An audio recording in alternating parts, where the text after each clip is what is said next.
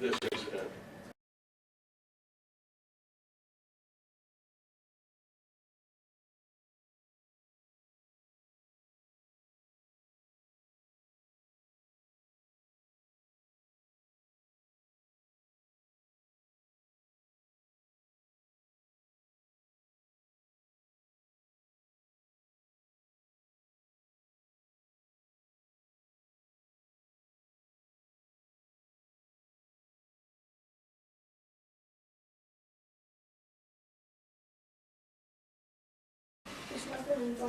Just briefly, and you didn't write a report though of how you did this or what videos you included.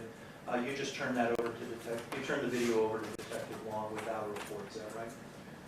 I created the timeline, which has the casino, the camera number, the time, and just a brief synopsis of what happened.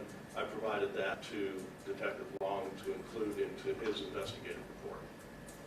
Also, the reason that you were able to take out some parts that you felt weren't relevant, I think is the word you used, and correct me if I'm wrong, was because you had focused upon the activity of Mr. Harris, Mr. Cherry, Mr. Walters. Is that correct?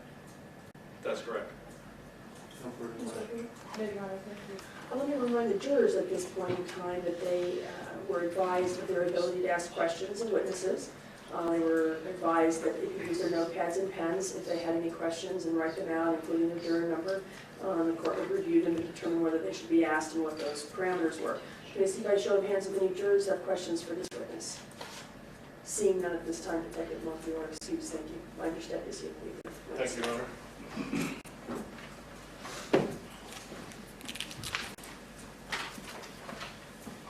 That's the state to call the next witness. Jonathan Gutierrez. Mr. Gutierrez. Ms. Weatherly, do you have any intention of using the Elmo during this questioning? Not the Elmo, but I will be playing a video. All right. And I believe it would be set up or at least I think we've coordinated. hopefully we'll take both witnesses today. Thank you.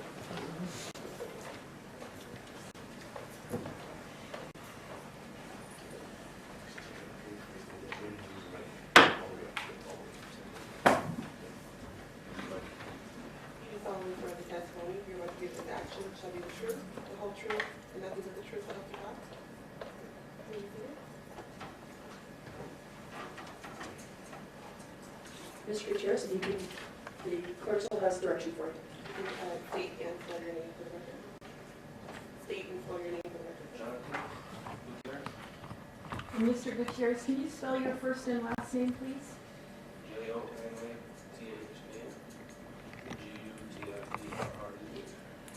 Mr. Gutierrez, and I appreciate if you're nervous, that may be the case, but we need you to speak up so that everybody in the courtroom can hear you. And there is a microphone in front of you, just to ensure that you are being able to be heard, and the court reporter in front of you needs to obviously be able to take their testimony. Okay? Thank you. Ms. Wecker, whenever you're ready to proceed. Sir, back in February of 2013, were you working in Las Vegas? Yes, What did you do at that time? I was driving a cab, What company did you work for, sir? lucky cab. Lucky Cab? And if you could speak up just a little bit, please, or maybe is that pulled as far? Perfect. Sir, I'd like to talk about the February 20th of 13 into the 21st. Were you working during that time period? Yes, ma'am. And what hours were you working? 2 a.m. to 2 p.m. 2 a.m. to 2 p.m.? Yes. And do you remember what part of town you were working? All over Vegas. All over? Do you remember going to the Aria that night, I guess? Oh, yes. Okay. And were you going other places, or were you just staying in the area of the Aria? I was going all around. Okay. Do you remember obviously the incident that occurred on the 21st? Yes, ma'am. And do you remember the fare you picked up, or who you picked up generally right before that happened? Yes. Can you describe for us where you picked them up and what happened that evening? Or that, I guess it's early morning hours? I think I picked them up at Aria Okay.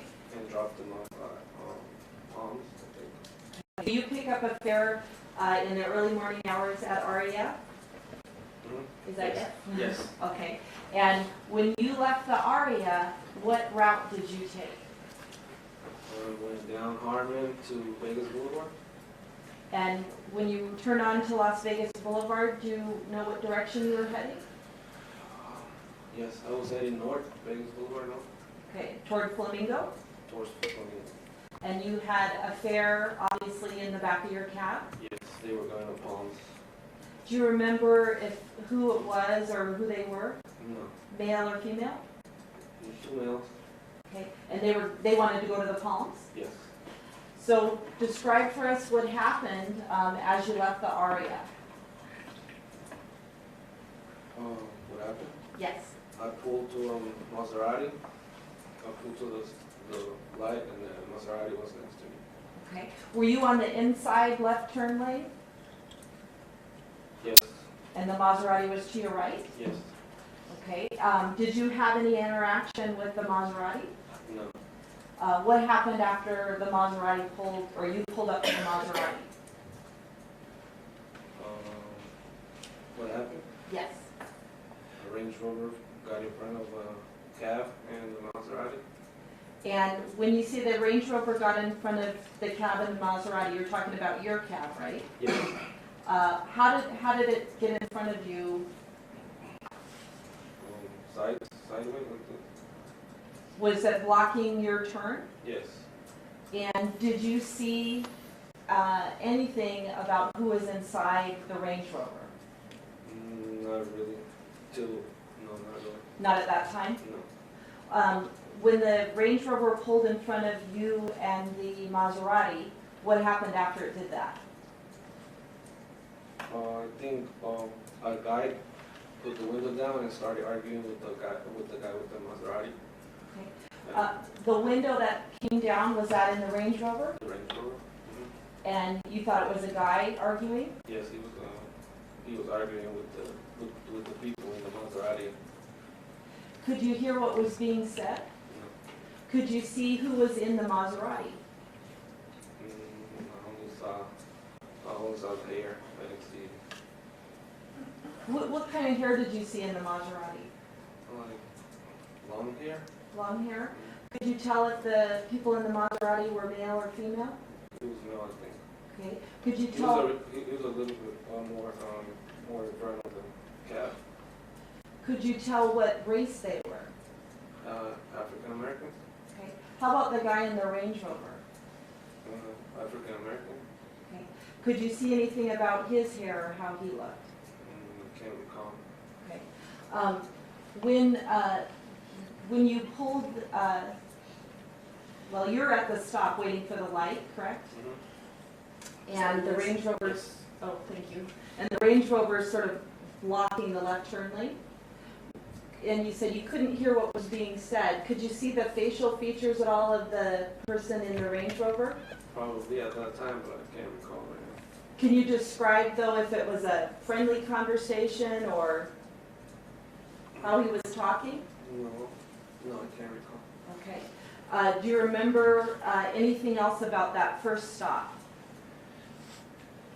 I just remember that he got in front and then put the window down and started arguing with the other guy, but I can't remember anything. Okay. You remember it as arguing, though? Kind of. Well, yeah, he got in front and started. Yeah, so more aggressive? Must have been. Okay, so what happens as the light turns green? They both, we all turned. Okay, and then you're all on Las Vegas Boulevard? Yes. What happens as you proceed north on Las Vegas Boulevard? We proceed and then all of a sudden I heard shots. That's it. Okay, could you tell where the shots were coming from? Range Rover?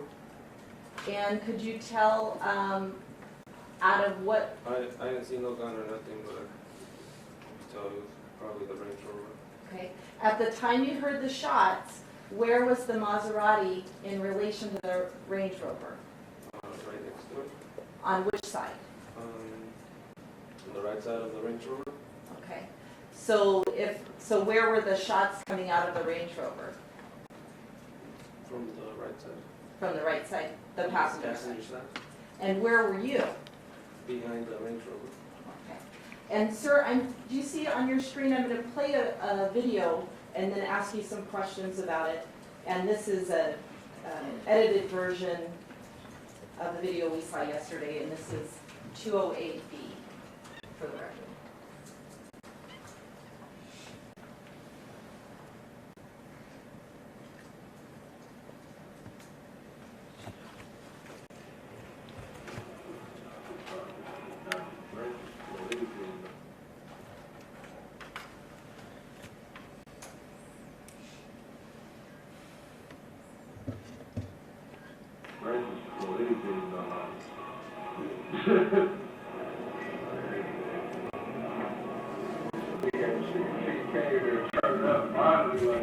I've been waiting for my nigga to turn up like that, like.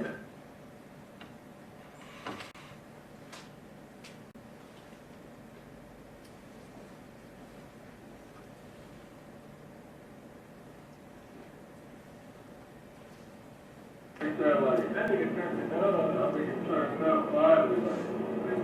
I don't even want to leave out on 7 I know he is. That's why I love because of that blue light. Right there, like she was got money to pay for this $1. Where's he at though? He the one got the car. Where they at? Just stop that for a second. So sir, that's you obviously in the front of the cab? Yes, ma'am. And in front of you, or the other view is out in front of you on Las Vegas Boulevard? Yes. Obviously, the Range Rover's right in front of you, and the Maserati's to your right? Okay.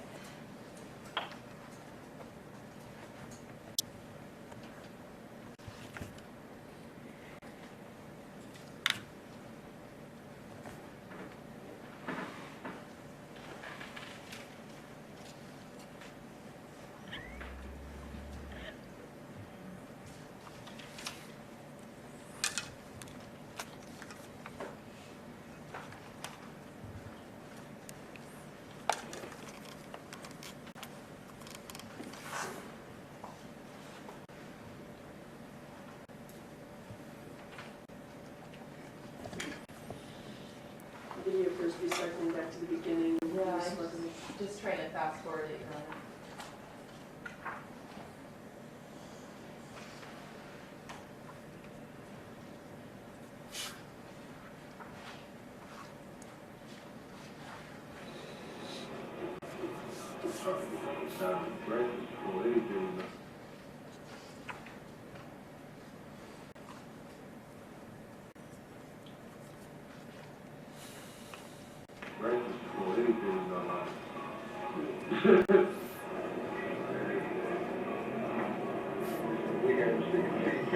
Turn up finally, like. I've been waiting for my nigga to turn up like that, like.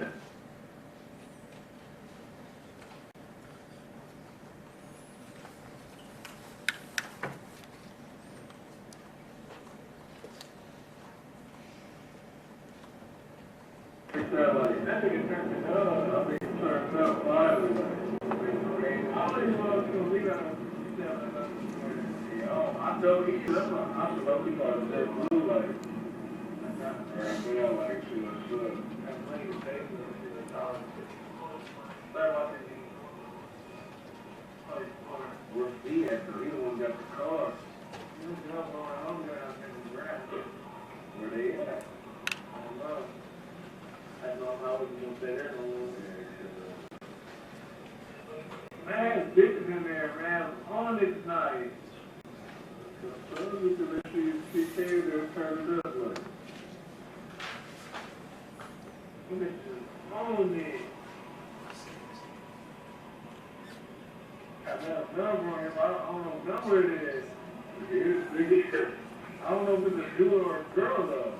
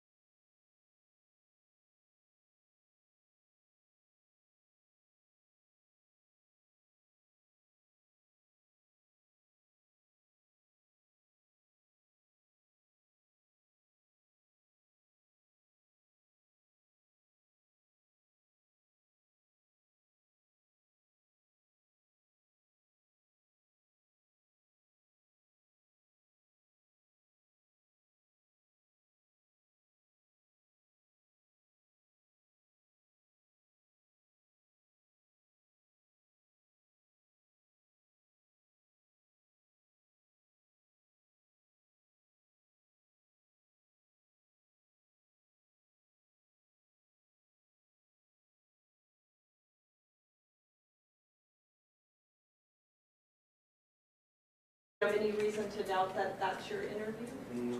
No? Okay.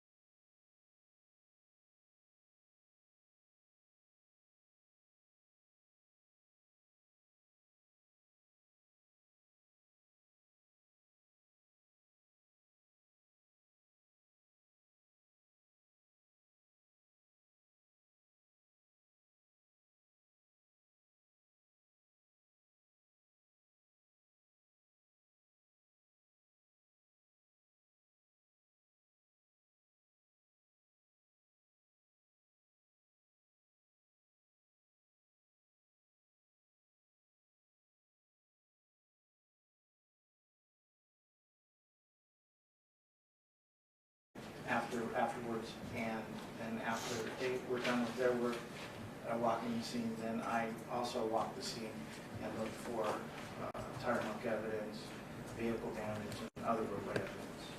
And so it's at first kind of a briefing to find out what it is that you know from the various different sources. It's a rather large briefing, is it not? Yes, it is. Several people are involved. And your this briefing, you said that your team, the Fatal team, is a support function because the lead is done by homicide, and in particular Dan Long and Terry Nelson. In this case, yes. And how many people constituted your team, the Fatal Metro Investigative team? Our Sergeant Richard Strader, Detective Dave Freeman, Detective Salberry, and Detective Solomon.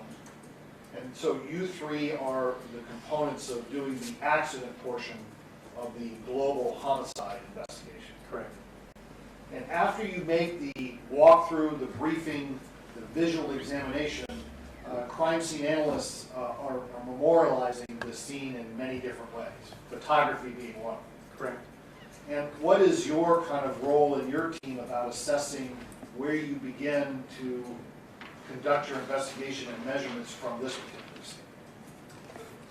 The final rest point of the vehicles, identifying the final rest point of the vehicles, we work the collision backwards from the final rest to its origin, identifying roadway evidence and markings on the roadway that correlate to the vehicles as they travel through the collision process. Also assessing the vehicle damage to see which parts of which vehicles contacted each other. During this process, once we figure out which roadway markings belong to which vehicles or whether or not they belong to the accident at all, we mark those that roadway evidence with small orange cones and colored spray paint. Then after we're complete doing that, in this case Detective Freeman used a survey device to get overall measurements of the scene and where the final rest points, places of the vehicles were, as well as our roadway evidence.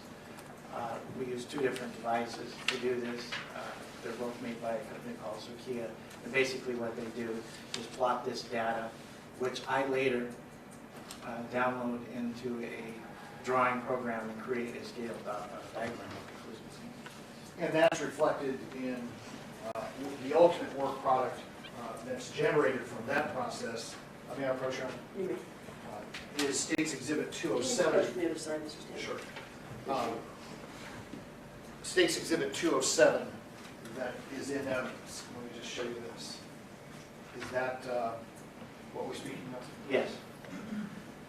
I'll leave that with you. And in the photograph that's before the jury now, going back to States Exhibit number 4, is that from the items that you can see in that photograph, this is after several of those markings and measurements have occurred because of the nature of what you see on the asphalt. Is that correct? That's correct. And could you explain what we're looking at in the different colored portions of the northbound travel lanes of Las Vegas Boulevard?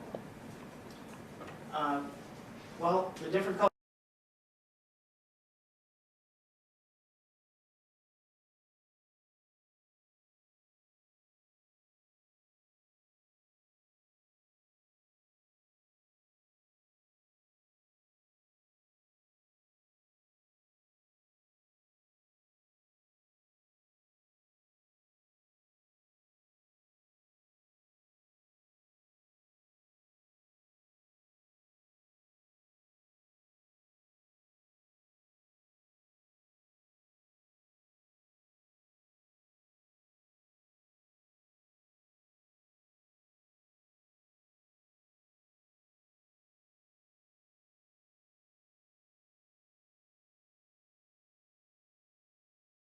Just above the area noted as AIC1, which stands for Area of Initial Contact Number 1.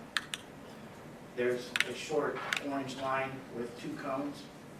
You can actually see the tire mark on each side of that orange line.